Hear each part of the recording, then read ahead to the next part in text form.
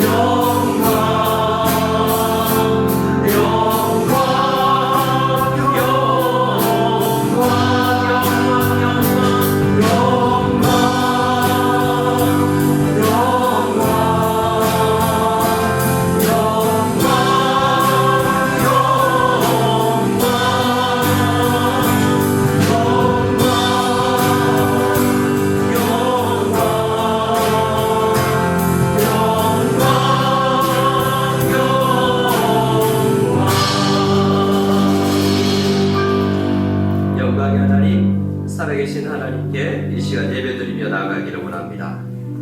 창조하신 하나님께서 이 시간 이 장소에 우리 마음속에서도 섭리하시고 역사하시는 줄을 믿고 한 목소리로 주님 앞에 나아가기를 원합니다.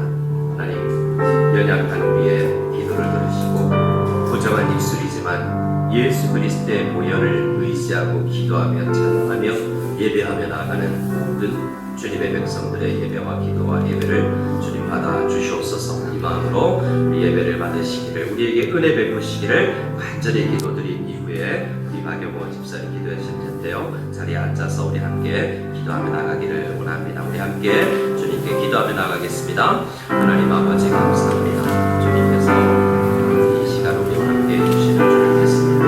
하나님 은혜 베푸시고 주의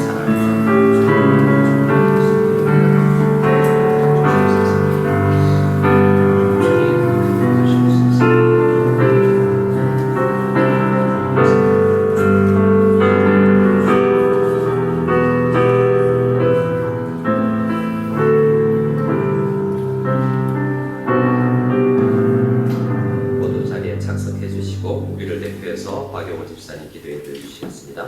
사랑과 긍휼이 풍성하신 하나님, 우리가 이 시간 예배당에서 가정에서 하나님을 예배할 수 있는 것이 얼마나 귀한 축복인가를 되새겨 봅니다. 코로나 사태로 지친 마음에 하나님의 은혜를 부어 주옵소서. 욕심으로 얼룩진 세상의 모든 짐을 주님 앞에 내려놓고 회개하오니 우리의 간구에 응답하여 주시옵소서. 주님이 주신 그 첫사랑을 기억하며 더욱더 주님을 가까이 하는 삶 살아가게 하옵소서. 조국 대한민국에 주님의 긍휼을 베풀어 주시옵소서. 확진자가 늘어나는 것이 진정되게 하시고 아픔에 힘들어하는 자들이 참으로 회복게 되는 귀한 은혜를 부어 주옵소서. 사회적 거리두기 3단계까지 검토 중이라고 합니다. 필수적인 경제, 사회 활동을 제외한 모든 외출, 모임, 시설 운영이 중단되는 사태가 됩니다. 경제가 더욱더 위축되고 어려움이 가속되는 안타까운 상황입니다. 우리 주 예수 그리스도의 보혈의 능력만이 이 모든 어려움과 두려움을 이기는 길이요 진리요 생명이 됨을 믿습니다. 사랑하는 주님, 무속연합교회를 23년 전에 세우시고 보호해 주심을 감사드립니다. 지금 저희들은 내일을 알 수 없는 안개와 같은 시간을 보내고 있습니다. 기억위원회 부서장 모임이 교회 대표성을 가지고 우리 성도님들을 위해, 우리 주일학교 아이들을 위해 어떻게 할지 매주마다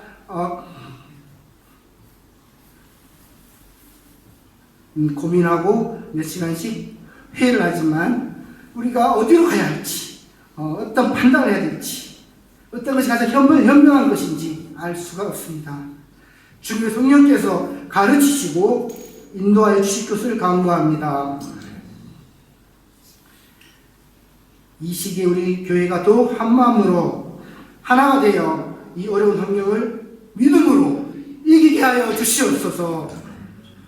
무속한국문화센터가 순조로이 진행되게 하시니 감사합니다. 이사준비팀을 축복해 주시고 여러 일들을 나누어 섬기고 있는데 그 손길들을 축복하여 주옵소서. 문화센터가 다음 세대 우리 아이들을 위한 마음껏 주님을 예배하고 찬양하며 살아계신 주님을 만나는 귀한 복음의 센터요 생명의 센터가 되게 하옵소서.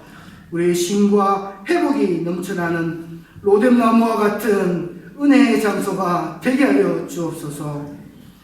2021년 교사로 섬기는 손길들을 축복하여 주옵소서.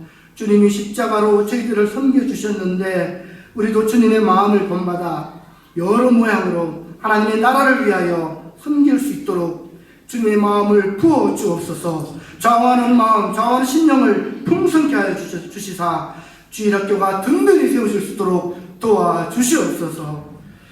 지루한 삼자교회 협상을 마무리하는 단계에 있고 오늘 오후에 또 삼자교회 회의가 있습니다. 성령께서 모든 만남과 회의를 주장하여 주시고 주관하여 주시고 선하게 마무리할 수 있도록 인도하여 주시옵소서. 주님의 몸된 교회인 우리가 주님의 사랑과 능력으로 이 땅의 산 사명을 충실히 감당하며 칭찬받게 하시고 우리 하나님을 보고 흐뭇해하시고 기뻐하시는 그러한 교회 되게 하여 주옵소서. 생명의 말씀을 전하시는 김선생님을 성령으로 충만하게 하시며 우리들의 마음이 더욱 주님을 향할 수 있도록 간절한 마음으로 말씀을 받을 수 있도록 인도하여 주옵소서. 살아계신 예수님의 이름으로 기도합니다. 아멘.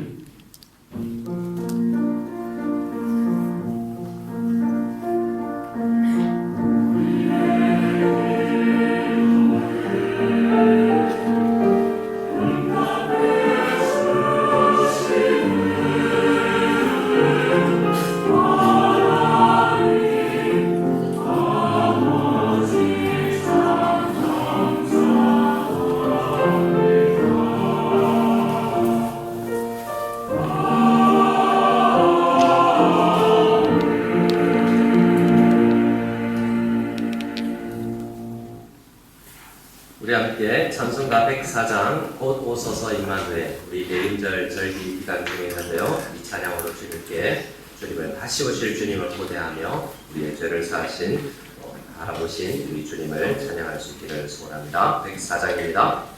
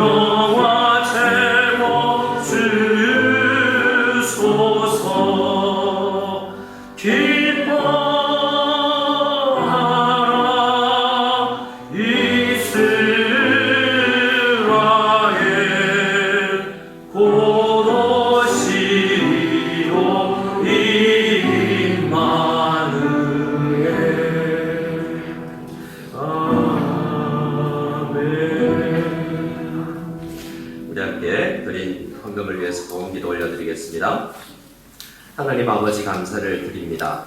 여러 감사의 제목으로 주님 앞에 나아갑니다. 지난 주일에는 졸업이어서 감사합니다.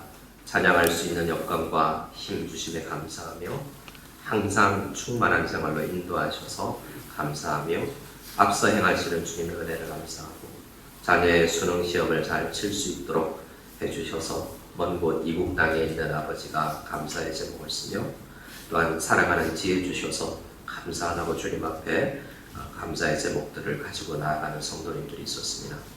주님, 그뿐만 아니라 많은 성도님들이 예배드림에 자녀와 함께 있음에 각양 삶에 일반적인 은총을 주심에 말씀을 주셔서 하나님의 음성을 뜻을 깨닫게 하심에 예배드릴 수 있는 그 은혜에 감사하여서 주님 앞에 나아가는 성도님들이 많이 있습니다. 주님께서 그 감사의 마음을 받으시옵소서. 주님의 백성들이 올려드리는 찬양을 주님께서 흠량하여 주실 줄을 믿습니다. 오늘 우리의 예배를 받아주시는 줄을 믿습니다. 우리의 몸과 마음이 온전히 주님께 향할 수 있는 예배가 되게 하여 주시옵소서. 예배드리고 물질을 드리며 주님에게 삶을 헌신하는 모든 성도들의 예배를 받아 주시옵소서. 축복하여 주시옵소서. 예수님의 이름으로 기도드려옵나이다. 아멘. 이 시간 우리 성가대에서 은혜 아니면이라는 곡으로 하나님 앞에 찬송 올려드리겠습니다.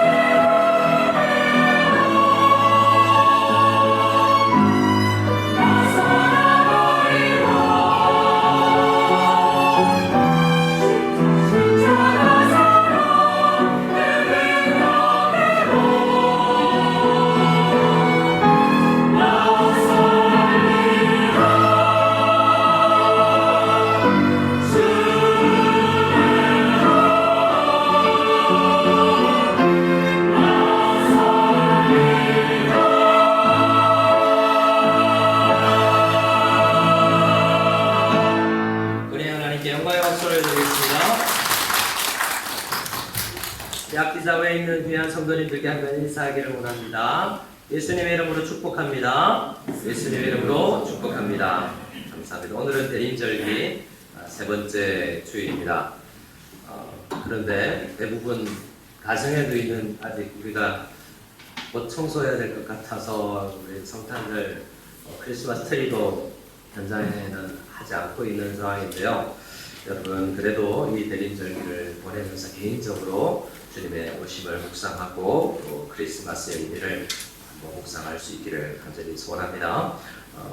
우리 릴레이 기도에 잘 참여해 주셔서 감사를 드리고요. 구역 담당마다 더 애써주시고 또 모든 성도님들이 그 장소에 지나가시면서 그 앞에서도 기도하시고 우리가 땅밟기 하는 것은 아니지만 안전하게 좀 이곳에서 모임 가질 수 있도록 도와주십시오. 또 일하시고 있는 분들 우리 특별히 이장로님 의시하여서 여러분들이 앞서서 일하고 있는데 건강 잃지 않고 열심히 일할 수 있도록 기도해 주시기 바랍니다. 우리 수료식이 있습니다. 다음 주일 22일에는 12시에 각 부서에서 예배를 드리고 난 다음에 이 장소에서 수료자들이 모여서 주일학교 수료식을 하시겠습니다. 2021년 봉사자 모임 신청서는 각 구역장님들에게 제출해 드렸고요. 우리 제자훈련생 모집도 각 구역장님들께서 저에게 수령해 가시면 되겠습니다. 구역 안에서 구역장님들을 통해서 제출하실 수 있도록 해주시면 감사하겠습니다. 장례 소식이 있습니다. 주중에 연락을 받으셨겠지만 우리 이경영 집사님 어머니 최복혜님께서 수천하셨고요. 우리 유성은 집사님 아버님 유강래님께서 하늘로 부르심을 받았습니다. 올해 들어서 여러 가정들이 이렇게 이별의 아픔을 겪고 있는데요. 여러분 위로해 주시고 함께 공변해 주시고 함께까지 장례 절차도 지키지 못하는 상황 가운데 있는 우리 그 가족들에게 은혜를 다해 주시기를 간절히 기도해 주시면 감사하겠습니다. 그리고 달력이 나왔습니다. 달력이 나왔는데 오늘 나가시면서 벽걸이 하나씩 그리고 탁상용 하나씩 가져가시면 되겠습니다. 탁상용이 조금 부족하고요. 그래서 탁상용은 다 가져가셔도 되고 벽걸이는 하나 정도는 더 챙기실 수 있는데 그래도 남는 거 보고 가져가시고 다음 주까지 남는지 한번 잘 살펴보시기 바라고 인터넷으로 예배를 드리는 분들은 구역장님들 통해서 받아가 주시기 바랍니다. 그래서 가져가신 분들은 구역장님께 나 가져왔습니다 표시해 주시고 구역장님들께서는 가져가지 못하신 분들에게 잘 전달할 수 있도록 도와주시면 감사하겠습니다. 그리고 여러 가지 큐티책과 우리 교사수첩 등 한국에서 와야 될 물건들이 잘 도착하지 못하고 있는 상황이기도 한데요. 잘 기대해 주셔서 모든 내년 준비가 잘 될 수 있도록 기도해 주시면 감사하겠습니다. 우리 하나님의 말씀 같이 읽고 말씀을 나누겠습니다. 함께 보실 말씀은 마태복음 6장 9절에서 13절입니다.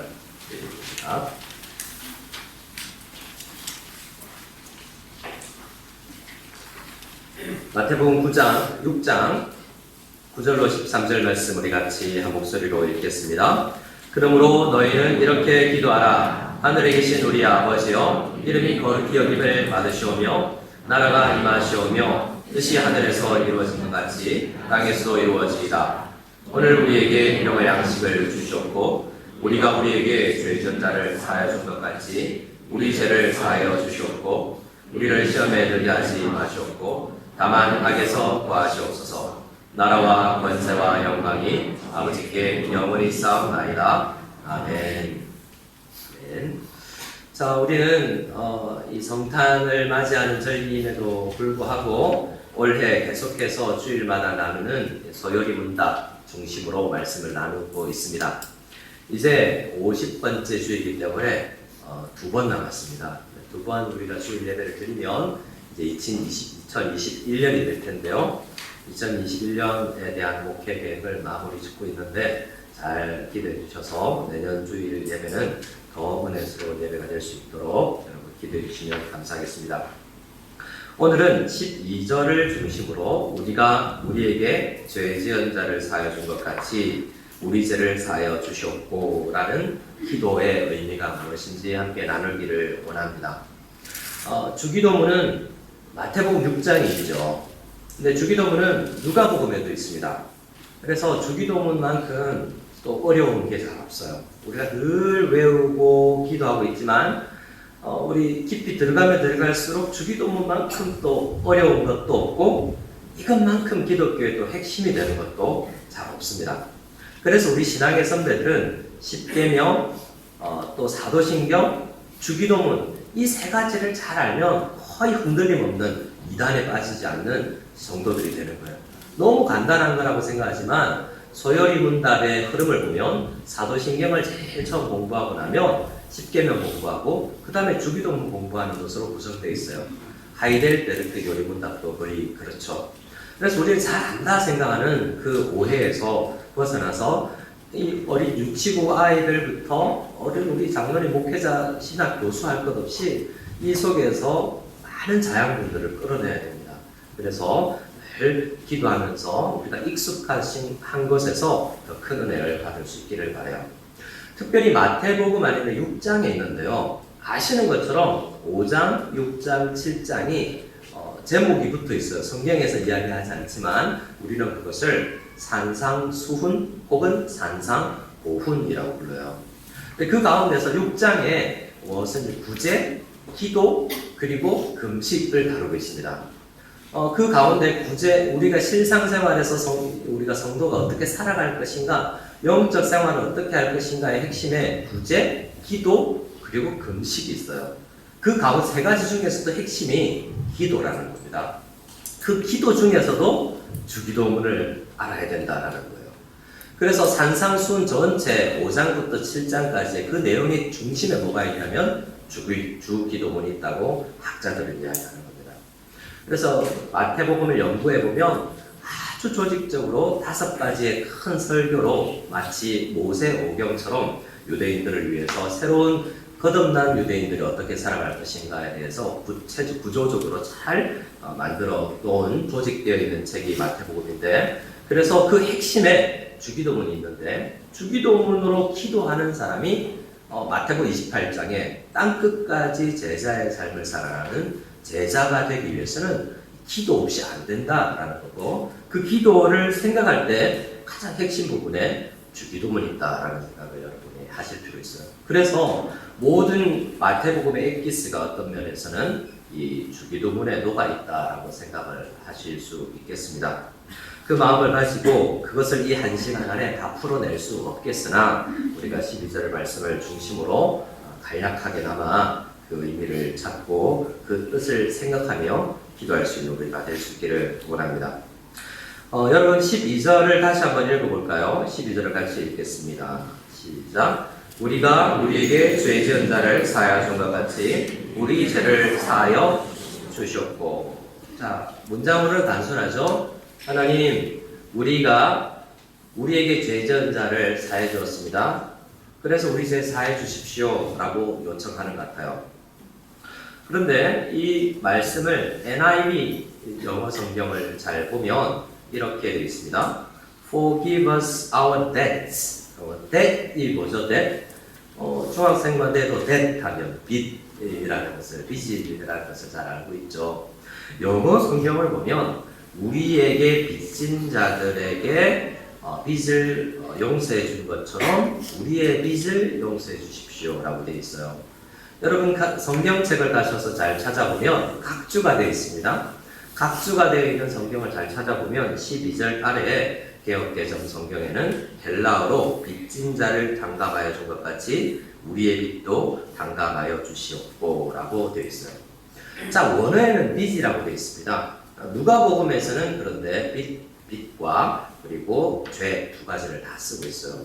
자, 그래서 원어를 보면 마태복음은 적어도 빚을 진 자들을 용서해 준 것처럼 우리 빚을 용서해 달라고 했는데, 왜 우리 한글 성경을 번역하는 번역자, 신학자들은 왜 죄라고 이야기를 했을까라고 생각해 보면 죄와 빚이 같은 의미를 가지고 있다라고 생각해서인 것입니다.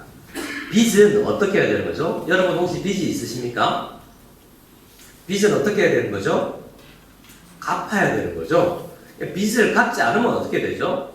이 당시에도 그렇지만 요즘에도 그렇지만 이 교회 성도 성경만이 아니라 이 당시의 문서들은 빚이 있는데 일정 약속한 기간 안에 갚지 않으면 이자를 몇 프로 줄 것이고 그도 갚지 않으면 내 재산이 너의 소유가 된다라는 형태의 그런 서류들이 많이 있습니다. 빚이라는 것은 갚아야 됩니다. 못 갚으면요 벌 받아야 된다는 겁니다.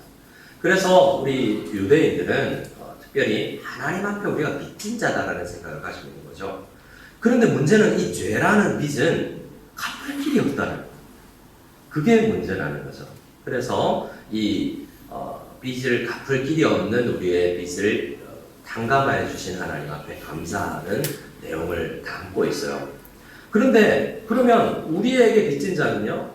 그건 내가 용서해 줄 수 있는 거라는 거죠.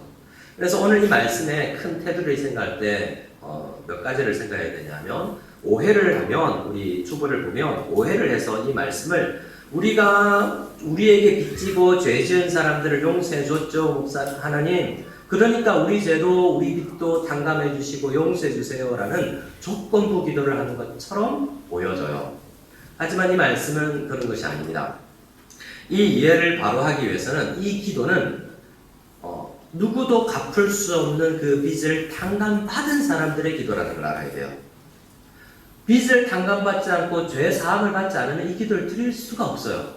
문장은 읽을 수 있지만 예수 그리스도의 보혈의 공로로 빚을 탕감, 아무 한 일이 없이 예수님의 은혜로 구원받은, 죄 사함 받은 사람만이 기도하잖아요.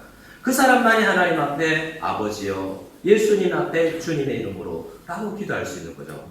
그러면 이 죄와 이 빚은 무엇인가? 라고 생각해 보면 우리가 갚을 길 없는 그 죄와 빚이 아니라 우리가 성도가 그리스도인이 되고 나서도 우리는 또 죄 짓고 또 빚을 진다는 거죠. 그것에 관련된 거예요. 우리는 이미 죄 사함 받았고 빚을 탕감받았기 때문에 그거 해주세요라고 기도할 필요가 없어요. 다시 예수님이 십자가에 못 박혀야 될 게 아니지 않습니까? 그렇기 때문에 이 주기도문의 기도는 성도로서 가지고 있는 하나님 앞의 빚과 죄를 탕감하고 또 다른 사람들에 대한 빚과 죄를 용서해주는 내용이라고 크게 생각하시면 되겠습니다. 그래서 요아킴 예레미야스라는 이 시대에 굉장히 유명한 가장 유대교 문서에 해박하다고 알려져 있는 요아킴 예레미야스 교수는 이것을 이렇게 해석합니다. 같이 한번 읽어볼까요? 오해를 밑에 보면 주부에 이해라고 되어 있습니다. 같이 읽겠습니다. 하나님, 우리의 죄를 용서해 주시옵소서. 그와 동시에 우리도 우리에게 빚진 자를 용서하겠습니다. 자, 이 내용은 좀 다르죠. 이 헬라어 문장을 자 해석해 보면 이 완료형으로 되어 있고 동사, 여러분 동사 나왔습니다. 마치 국어 시간처럼 문법 시간처럼 하나님, 나는 다른 사람들의 죄를, 나에게 죄 지은 자들의 죄를 이미 용서했습니다. 완료형이죠.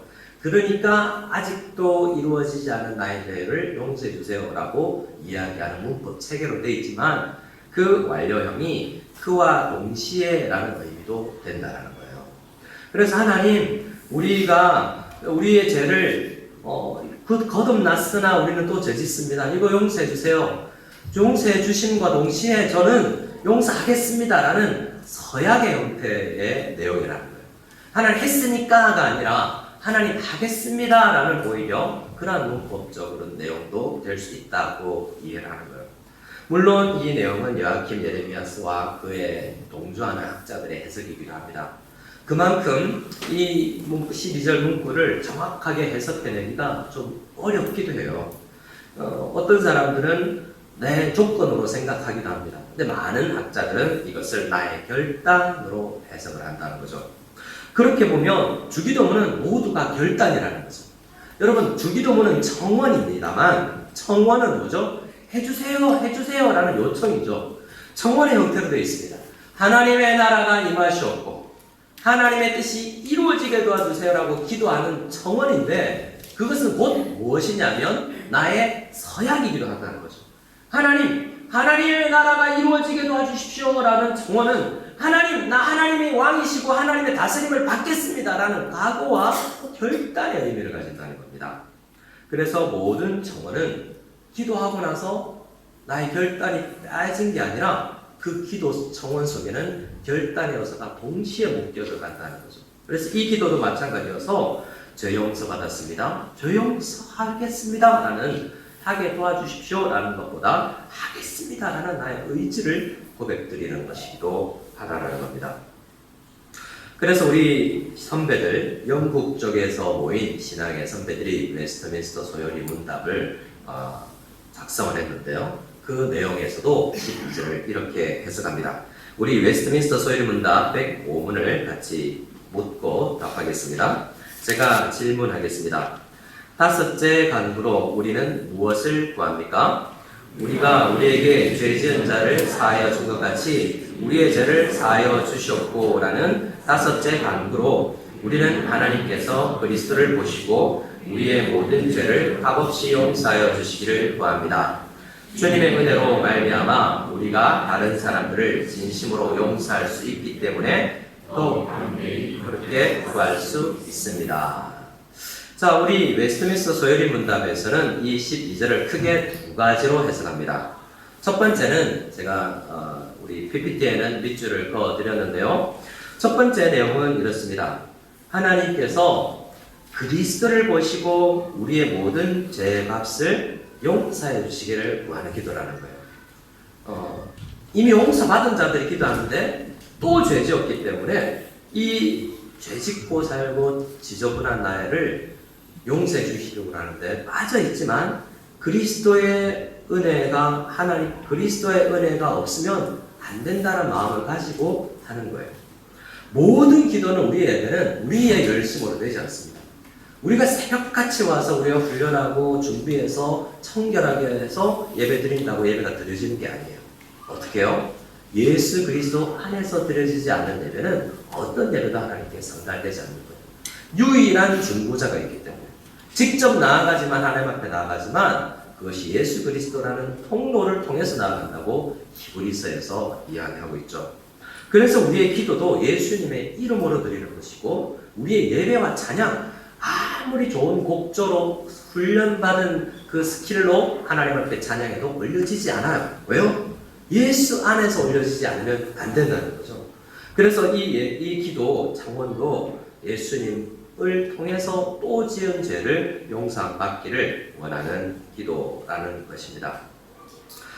그래서 이 마태복음 6장의 주기도문을 가르쳐 주고 나서 다시 한번 이 내용을 설명해 주는데요. 비슷하게 조건으로 되어 있지만 이 내용도 우리는 그 의미로 받아들여야 됩니다.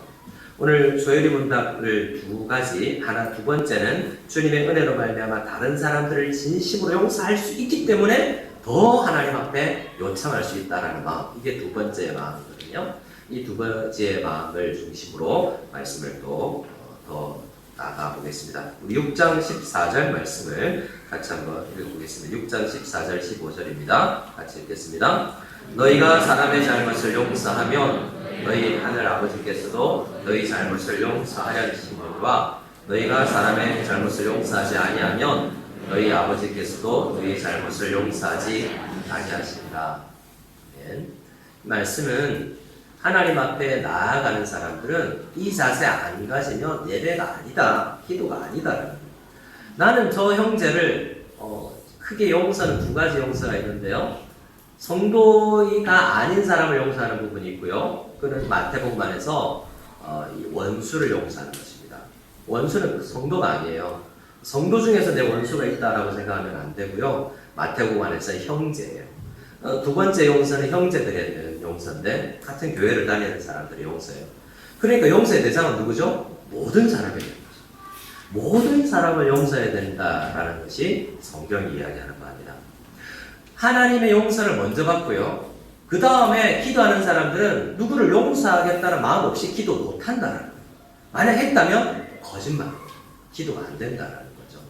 그래서 용서받은 모든 성도들의 기도는 어떤 성도에 대한, 어떤 사람에 대한 용서 없이 하나님 저 용서해 주세요 하는 것은 뻔뻔스러운 일이다 라고 주님께서는 말씀하신다는 거예요.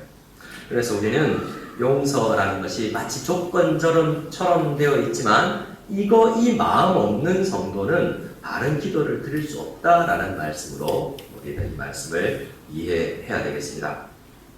소요리 문답 답의 첫 번째입니다. 우리 같이 한번 1번을 읽어볼까요? 같이 읽어보겠습니다. 우리는 하나님께서 그리스도를 보시고 우리의 모든 죄를 값없이 용서해 주시기를 구합니다.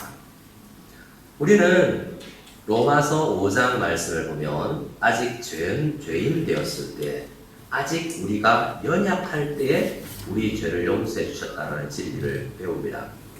우리의 어떤 간구함도 없이 하나님께서 일방적으로 죄를 용서해 주시는 거예요. 그게 은혜요, 복음이죠.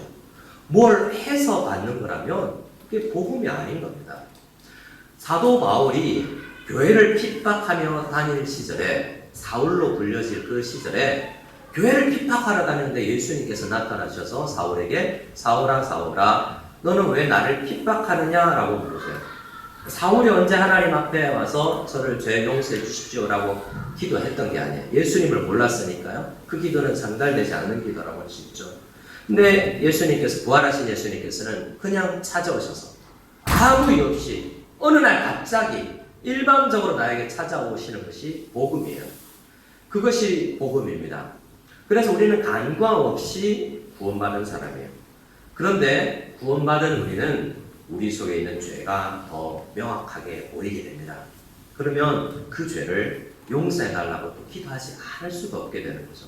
근데 그 기도를 드리면서 우리가 다른 사람의 죄를 용서하려는 마음을 안 가져서는 안 되기 때문에 우리 죄와 관련된 용서는 저의 죄 용서해 주십시오라는 기도보다 훨씬 많은 시간을 다른 사람 죄를 용서할 수 있는 그 은혜가 나에게 생기게 도와주세요라고 기도할 수밖에 없는 게 우리 죄인들의 한계예요. 에베소서 1장은 우리가 어떻게 구원받았는지를 먼저 이야기합니다. 이것이 전제되어야 돼요. 에베소서 1장 7절 말씀을 같이 읽겠습니다. 시작. 우리는 그리스도 안에서 그의 은혜의 풍성함을 따라 그의 피로 말미암아 속량 곧 죄 사함을 받았느니라. 사도 바울은 에베소서에서 죄 사함의 문제를 이해하기 위해서 이 깊은 말씀을 이해하기 위해서 1장에 가면 창세전의 하나님의 계획부터 찬양을 해요. 내가 아무것도 한 것 없이 지구가 만들어지기 전에도 이미 내 죄 용서가 계획되어 있었구나 라는 것을 생각하고, 실제로 그 일이 얼마 전에 예수님께서 이 땅에 오셔서 십자가를 지시고 피를 흘리셨기 때문에 이루어졌구나 라는 하나님의 계획과 하나님의 섭리와 하나님의 은혜의 완성을 생각하면서 에베소서를 쓰고 있고, 그 은혜로 죄사함 받은 사람들이 모여서 예배하고 기도하고 찬양하고 있다는 것을 알고 교회가 어떻게 해야 되느냐를 기록한 책이 에베소서라고 생각하는 겁니다. 그래서 에베소서를 생각할 때 이 이후에도 죄 용서와 관련되어 있어요. 성도끼리의 죄 용서. 그래서 먼저 생각해야 될 게 뭐라고요? 1장 7절에서 이야기하는 것처럼 예수 그리스도의 죄 용서, 이 전제, 이것을 깊이 묵상해야만 주기도문을 드릴 수 있다라고 이야기하고 있는 것입니다.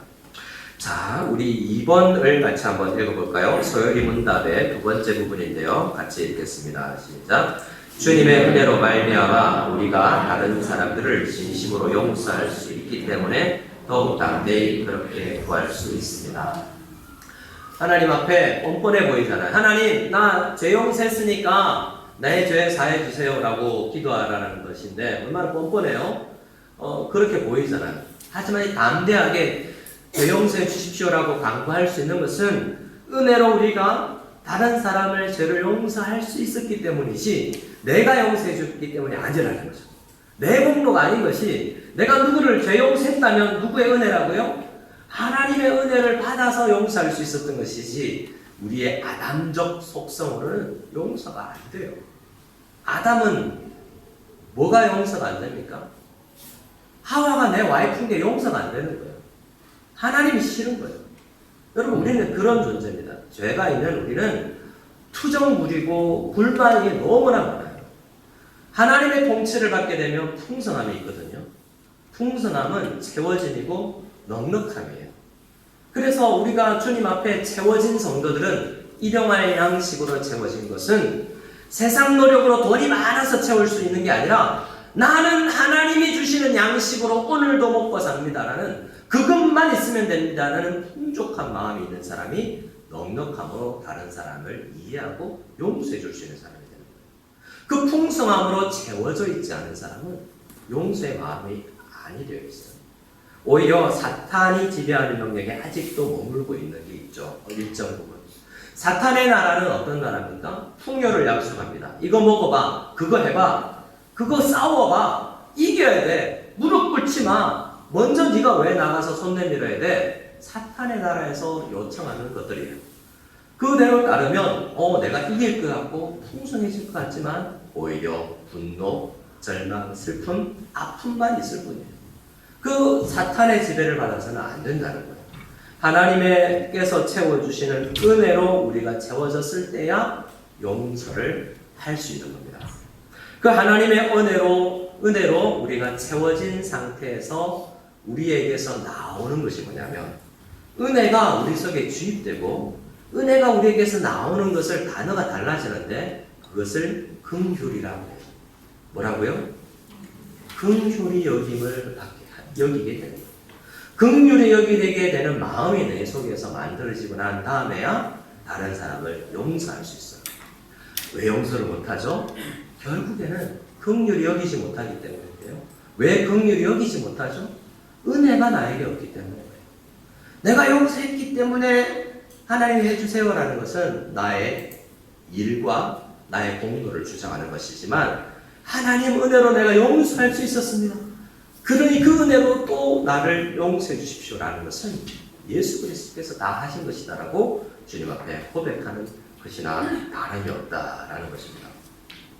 그렇기 때문에 우리가 다른 사람을 은혜로 진심으로 용서할 수 있기 때문에 이 기도 당당하게 할 수 있다라는 거예요. 누가요? 은혜의 사람들이 하는 기도라는 거죠. 은혜 없이 긍휼히 다른 사람을 여기지 않고 다른 사람을 용서하지 않으면서 이런 기도를 하면 안 돼요. 그렇게 하고 있다면 먼저 우리 죄 용서를 위해서 간절히 우리의 은혜 없음과 긍휼히 여기지 않은 우리의 강팍한 마음을 붙들고 기도해야 되는 것입니다. 그 이야기가 교회 우리 성경 안에 창세기와 마태복음 안에 이야기의 형태로 되어 있습니다. 그 이야기 잠시 나누기를 원합니다. 우리 마태복음을 같이 볼까요? 우리 주보 오른쪽 페이지 마태복음 18장 21절입니다. 마태복음 18장 21절 같이 읽어볼까요? 같이 읽겠습니다. 그때 베드로가 나와 이르되 주여 형제가 내게 죄를 범하면 몇 번이나 용서하여 주니까 7번까지 하오리까. 여러분 이 기도는 잘 보세요. 마태복음 안에는 형제라는 단어는 성도라는 이야기예요. 같은 교회 다니는 사람. 원수가 아니에요. 그래서 형제 중에는 가장 어린 형제도 있고 어린아이 같은 형제도 있고요. 장로님, 목사님, 선교사님 다 형제예요. 근데 형제가 용서가 안 되는 거죠. 베드로도 안 되는 거예요. 그래서 인간적으로 용서를 하려고 하니까 자기는 몇 번까지 할 수 있어요? 자기는 7번 용서해 주겠다라는 생각이 드는 거예요. 인간의 한계입니다. 나는 그 사람 7번 용서해 줄 수 있는 거죠. 근데 그 다음 어떻게 됩니까? 그 다음은 용서 8번째도 할 수 있어요. 근데 뭐가 되는 줄 아세요? 분노가 쌓이면서 용서하는 거예요. 하나하나 용서한다고 생각하는데요. 다 오해하는 겁니다. 여러분, 우리는 늘 오해를 받고 살고요. 리더가 되면 가장 많은 오해를 받습니다. 기획위원회가 되고요. 부수장이 되면 교회 안에서도 각종 비난과 욕을 얻어먹게 돼 있어요. 그 다 짊어지고 가야 되는 게 그 직분입니다. 이거 왜 이렇게 결정했어요? 다 짊어지고 가야 됩니다. 제가 얼마 전에 제가 아시다시피 셀카를 좋아하지 않습니까? 이 시간을 빌어서 감사를 드립니다. 카메라를 들이며도 얼굴을 돌리지 않는 모든 성도님들께 이 시간을 빌어서 감사하고요. 근데 오늘 모임에 가서 제가 사진 안 찍었어요. 그랬더니 김영현 목사가 왜 사진 안 찍었는지 의견이 분분해요. 제 마음은 하나거든요. 해석이 너무나 분분해요. 그러니까 이래서 안 찍었고 저래서 안 찍었고 도대체 내가 왜 그랬지? 저도 잘 모르겠어요. 그런데 리더는 어떤 것을 결정하거나 하지 않거나 하거나 모든 것에 대해서 각자의 해석을 합니다. 그게 참 감사한 거죠. 관심도 많은 거니까. 그런데 우리는 어떤 사람들에게 그렇게 말도 잘 하지 않아요. 어떤 사람을 판단하고 저는 저런 사람이야 라고 생각하고 넘어가죠. 7번을 용서하지만 용서하면서 뭐가 쌓이냐면 오해가 쌓이고 그 사람에 대한 그냥 스트레오 타입으로 그런 사람이야라는 그냥 주입이라는 생각이 되어버리는 채로 고정되어버려요. 그러면요 어느 시간 폭발하는 거죠. 그렇게 해서 용서가 안 일어나는 거예요. 자기는 7번 용서했다고 생각하지만 실제로는 용서한 게 아니에요. 그렇게 7번 하면 되죠? 라고 질문하는 베드로에게 예수님께서는 한 이야기를 해주십니다. 7번 아니라 7번을 70번씩이라 해야 된다. 그러면 그러니까 곱하기를 해서 그만큼 하라는 이야기가 아니에요. 이 완전수의 곱함은 용서해야 돼 그냥 이런 이야기죠. 그리고 집에 돌아가서 성경을 문자 그대로 해석한다고 한 번, 2번 이렇게 이렇게 체크하면서 용서하는 게 아니에요. 그냥 용서해야 되는 이라는 거예요. 안 되는데요? 그러니까 은혜가 필요하지. 내가 용서를 못해요. 우리 인간은 7번은 뭐예요? 아담은 하와한테 하나님 앞에 가지고 저 여자 왜 나한테 줬어요? 하나님 앞에 따지는 존재가 우리잖아요. 하나님 앞에 하나님도 용서 안 하는 게 우리 인간인데 어떻게 우리가 용서를 하겠습니까? 그 이야기를 하면서 이렇게 이야기해 주십니다. 23절에 천국은 성도의 삶은 이런 거야.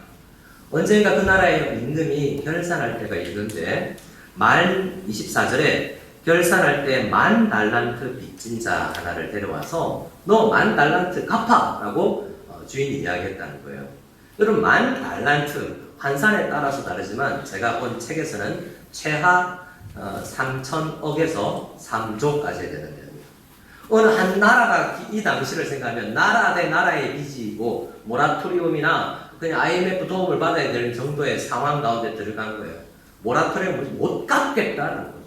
왜냐하면 갚을 능력이 개인이 3조 3천억을 개인이 갚을 수 있는 능력이 없다라는 거예요. 이건 뭐죠?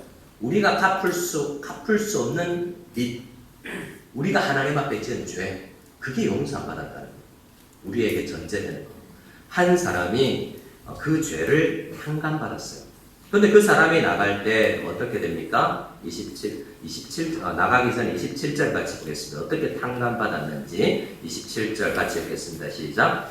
그 종의 주인이 불쌍히 여겨 놓아주며 그 빚을 탕감하여 주었더니 자, 이 종도 물론 하나님이지만 우리라고 생각해보면 먼저 하나님의 은혜가 들어왔어요. 그리고 어떤 마음이 생겨나요? 불쌍히 여기는 마음. 그 마음이 뭐라고요? 긍휼이라고도 표현하죠. 긍휼히 여기는 마음이 생겨나서 그 다음에 뭘 할 수 있었어요? 죄 용서, 빚을 탕감해 줄 수 있게 되었다라고 이야기하죠. 자, 이 한 성도가 이제 성도가 되었습니다. 근데 성도로서 살아가요. 그 사람이 밖에 나갔습니다. 28절에 그 종이 나가서 죄사함 받은 성도가 삶을 살면서 라는 이야기죠. 어떤 경우를 맞이해요? 자기에게 빚을 진 사람, 자기에게 죄 진 사람을 만나게 되죠.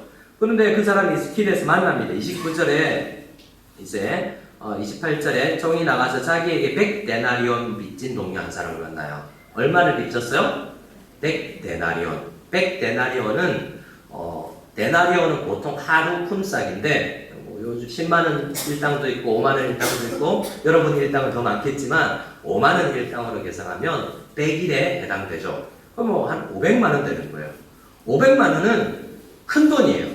하지만 으쌰으쌰 하면 갚을 수 있는 거예요. 그 정도 돈이거든요. 근데 이 사람은 탕감받은 사람이지만 그 500만원을 갚겠다라고 이야기하는데 그 사람을 감옥에 넣어버려요. 여러분 생각해 보세요. 여러분 누가 나한테 빚졌어요. 근데 그 사람 고소고발해서 감옥에 있으면 어떻게 그 사람이 돈을 갚을 수 있어요? 두 가지의 생각이에요. 그 사람의 가운데는 너 돈 있으면서 나 그러는 거지. 일단 감옥 가봐. 그러면 내 숨겨놓은 그 장부에서 빼내서 줘. 이런 생각이거나 아니면 인질극이죠. 너 감옥에 가 있어. 그럼 너희 와이프가 친척들 돌아다니면서 어떻게든 돈을 구해서 돈 가져올 거 아니야. 라는 인신매매적 상황을 지금 이 사람이 만들어내는 거예요. 그렇게 악한 사람이에요. 극도로 이 이야기를 주님께서 만들어냈겠지만 우리가 그런 사람이에요. 1만 달란트 해당되는 죄를 탕감받았는데 교회 안에서 누가 용서가 안 된다? 그것도 하루 분노할 수 있지만 하루가 지났는데도 용서가 안 되고 그를 사랑할 수가 없다. 우리가 그런 존재. 그런 존재임을 알면서 그럼 어떻게 해야 돼요? 통회하고 죄인으로서이다. 기도하러 갔던 세리처럼 기도해야 돼요. 은혜가 필요하다고. 그렇게 기도해야 마땅해요. 그렇게 은혜를 베풀어서 긍휼을 베풀어서 탕감하지 않은 자를 불러서 우리 그 왕이 뭐라고 임금이 뭐라고 이야기를 합니까? 자, 33절을 같이 읽어보겠습니다. 33절 시작. 내가 너를 불쌍히 여김과 같이 너도 내 동료를 불쌍히 여김이 맞다. 내가 성도가 아닌가? 왜 저 집사님이 저 성도님이 용서가 되지 않지? 나 구원받지 못한 거 아닌 거 아니야? 라는 생각을 할 정도로 번민하고 고민하고 은혜를 붙들어야 되는 사안이 성도에 대한 분노와 성도에 대해서 용서하지 못하는 사안입니다. 그러니 주기도문에서 이 6장 12절이 얼마나 어려운 기도예요. 이 기도를 한 절 외웠다고 되는 게 아니라 이 기도는 새벽에 나와서 울며 한 시간을 기도해야만 가능할까 말까.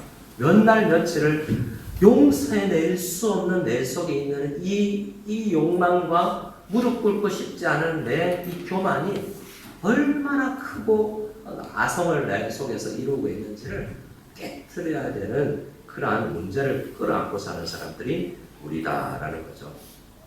그래서 이렇게 이야기합니다. 35절 또 읽습니다. 35절 시작. 너희가 각각 마음으로부터 형제를 용서하지 아니하면 나의 하늘 아버지께서도 너희에게 이와 같이 하시리라. 마음으로부터 용서라는 단어가 뭐죠? 너 용서해 라는 아니라 너 은혜가 필요해 라는 거예요. 마음을 우리가 어떻게 바꿔요? 만물보다 우리가 본 만물에서 가장 썩어 빠진 것들, 음식 썩은 것들이나 오물이나 우리가 악취 냄새 나는 그거 보면서 지저분해 어디 냄새나 이러면 가기 싫어하잖아요. 성경 예레미야서는 뭐라고 그럽니까? 네 마음이 그것보다 더 악하고 더 냄새 난다라고 이야기하잖아요. 그 정도로 지저분한 게 형제를 용서하지 못하는 내 마음이라는 거죠. 그럼 어떻게 해야 돼요? 청소를 해야 되는데 우리는 청소할 능력이 없어요. 성결케 할 능력이 없어요. 그래서 마음으로부터 형제를 용서하기 위해서는 하나님 은혜가 필요합니다. 그 은혜를 구하여야 된다는 것입니다. 은혜를 구할 수 있는 저와 여러분 다 될 수 있기를 소원합니다. 자, 창세기 이야기도 똑같은 이야기예요. 요셉이 형제들에게 팔려서 이집트에 갔죠. 형제들에게 팔려서 죽지 않은 것은 다행이지만 여러분 생각해 보세요. 여러분 형님들, 여러분 친척들이 있는데 다 나서서 여러분을 팔아버렸어요. 인신매매를 했다는 거잖아요. 얼마나 원수겠어요. 얼마나 용서가 안 되겠습니까? 많은 그런 거 어릴 때 우연히 헤어진 그 고아원에서 자라서 해외 입양된 사람들의 이야기를 보면 정말 그들이 얼마나 부모를 용서하지 못하는지를 볼 수 있습니다. 제가 아는 선교사님이 한국 선교사님인데 저 동북권으로 이상하게 동산권으로 이상한 분은 입양이 되어갔어요. 너무나 이해할 수 없는 루마니아 쪽으로 입양이 결국 갔는데 그분을 대학 때 만나서 그분과 함께 그분의 친부모로 찾기를 나섰던 적이 있습니다. 그래서 그분은 영어로밖에 소통이 안 됐지만 그분과 함께 그분의 유일하게 가지고 있는 보육원 사진 하나 들고 이곳저곳 다니면서 친엄마, 친아빠 찾기를 나섰었는데요. 그분의 마음에 엄청난 용서, 저 같으면 용서가 되지 않을 것 같은데 그 자기를 버렸을 가능성이 많은 어머니를 찾고 싶어서 그렇게 이미 용서를 하고 주님 앞에 와서 이 어머니를 찾고 있는 모습을 보면서 우리가 용서 못할 사람이 없구나라는 생각을 하게 되는데요. 이 창세기 50장에 10명의 형들이 다 요셉을 팔아버린 그 상황이 얼마나 용서가 되지 않겠습니까? 한 사람이라면 그나마 어떻게 이해하고 나의 형님들은 아니야 라고 생각할 수 있겠지만 10명이 다 나서서 나를 팔아버렸으니 말이죠. 근데 시간이 다 지나고 요셉이 형들에게 용서하고 같이 살자라고 하고 같이 살았어요. 아버지도 내려오고 형제들도 내려오고 조카들도 내려와서 다 같이 살았습니다. 그런데 아버지가 돌아가셨어요. 아버지 야곱이 돌아가시자 형제들이 걱정을 하기 시작합니다. 15절을 같이 읽겠습니다. 15절 시작.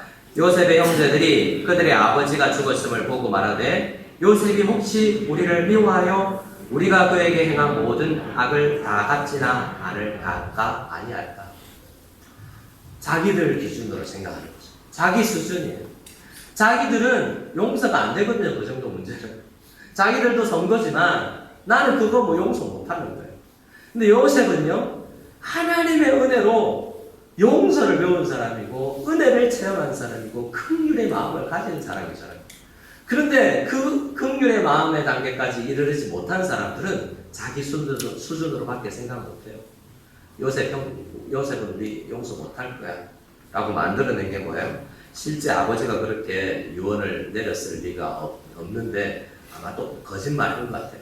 요셉에게 찾아와서 뭐라고 합니까? 16절 17절에 아버지가 돌아가시기 전에 너 없을 때 우리에게 유언을 남겼는데 요셉에게 말해라고 이야기했다. 내 형들이 너에게 악을 행하였을지라도 이제 바라건대 그들의 허물과 죄를 용서해줘라 라고 이야기했다는 거예요. 우리가 아는 야곱은, 이스라엘로 된 야곱은 요셉을 충분히 이해한 사람이에요. 쟤는 형제들을 용서했구나. 그런 마음을 아버지는 알았었기 때문에 이렇게 말했을 리가 없죠. 형제들의 마음이 만들어낸 또 거짓말하는 괴물 같은 형제들을 지금 보고 있는 거예요. 아버지 이름을 들어서 거짓말하는 거죠. 우리는 주기도문을 잘못하면 아버지 이름 들어서 거짓말하는 사람들 것 같아요. 하나님 저 용서해 주세요. 죄 지었어요. 회개합니다. 그런데 나는 다른 형제들의 죄를 용서하지 않고 있어요. 괴물이에요. 마치 요셉의 형제들 같은 아버지 이름 팔아서 용서 받기를 바라는 그런 거짓말장애와 비슷하다라고 이야기하고 있는 것입니다. 당신의 아버지의 하나님인 종들인 우리의 죄를 이제 용서하소서라고 요셉에게 간구하고 있죠. 이게 우리 기도가 되어서는 안 된다는 거예요. 자기들은 용서가 안 되고 그 정도 상황이면 용서하지 못하는데 라는 자세를 가져고서는 이 기도하면 온전한 기도는 아니다라는 말입니다. 계속 반복되는 말이 오늘 말씀이 전해졌습니다. 그만큼 단순하지만 쉽지 않고 또 쉬울 수 있는 것은 은혜가 주어지면 은혜가 경험되면 되기 때문이죠.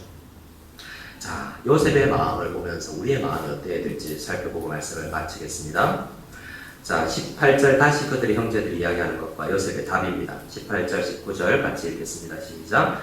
그의 형제들이 또 친히 와서 요셉 앞에 엎드려 이르되 우리는 당신의 종들이니라. 요셉이 그들에게 이르되 두려워하지 마소서 내가 하나님을 대신하리까. 처음에 그 아버지 이름을 팔아서 제 용서해달라고 요구한 그들에게 말이 없어요. 참 너무 답답해서 눈물만 났어요. 암만 안 했나 봐요. 용서 안 해주는 거 아닌가 싶어서 또 형제들이 요셉을 찾아서 용서해줘 라고 이야기하니까 우리 죽이지 마 라고 이야기하니까 뭐라고 해요? 내가 하나님이냐? 내가 어떻게 그런 판단할 수 있냐? 용서한다 용서하지 않다 너 그런 판단은 재판관이라 할 수 있는 건데 그 죄에 대한 용서는 하나님께서 하셨고 하나님께서 이미 너희들을 형님들을 용서하셨는데 내가 가타부타 그에 대해서 판결에 내가 할 수가 없다. 나는 하나님의 다스림을 받는 사람이다. 은혜를 아는 사람이다. 라고 고백하고 있는 거죠. 그래서 우리는 어떤 자세를 가져야 됩니까? 누구를 용서하지 못한다는 것은 결국 판단하고 있고 하나님보다 내 판단이 옳다라는 교만이에요. 하나님은 그를 용서하고 있는데 내가 용서 안 된다는 것은 내 판단이 옳다라는 거잖아요. 그 판단 가지면 요셉이 이야기하는 것처럼 내가 하나님을 대신하겠습니다. 라는 그런 자세가 없는 것입니다. 우리는 그런 자세로 가는 것이 아니라 요셉처럼 은혜를 경험하고 긍휼의 마음이 생겨서 형제들을 바라보고 울음으로 그들을 위해서 변화되기까지를 기도하는 그런 성도의 삶, 그렇게 하나님을 대신하지 않고 하나님께 모든 판단을 맡기며 은혜로 살아가는 우리 다 될 수 있기를 소원합니다. 우리 함께 찬양하며 나가기를 소원합니다. 찬양할 때 주는 완전합니다. 대신 우리는 연약합니다. 그래서 은혜가 필요합니다. 이 고백을 주님 앞에 드리며 나가기를 소원합니다. 주는 완전합니다.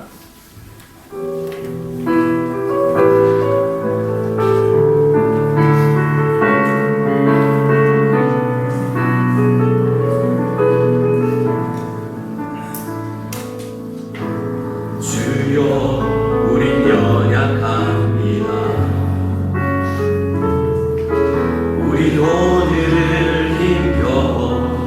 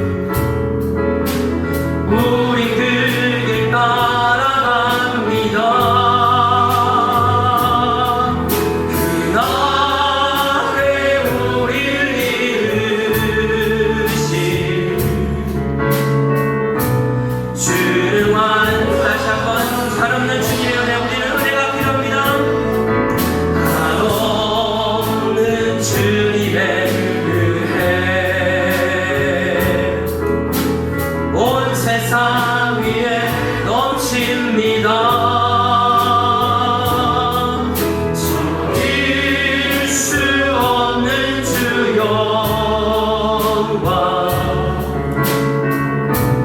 온 땅 위에 충만합니다. 주님만이 기쁘니 우린 그 길 따라갑니다. 그날에 우릴 이르시